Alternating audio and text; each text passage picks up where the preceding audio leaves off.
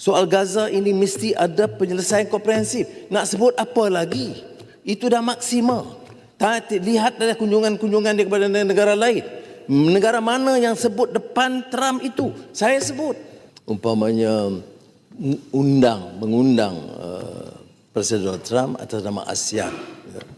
Dan lihat beberapa kenyataan, dia telah melawat banyak negara. Bukan soal sambutannya, tak apalah yang kata berapa nak menarigi satu salam besar. Yang curi beli-beli RM1 tak apa.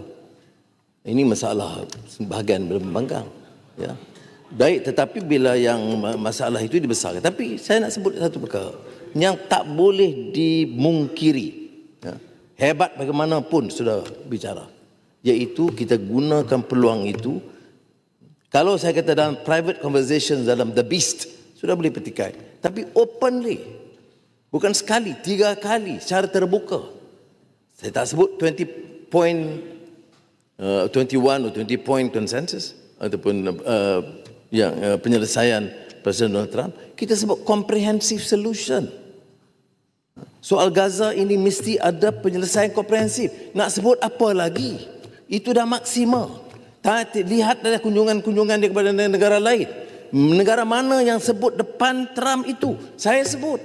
Kerana saya mewakili Malaysia. Ya.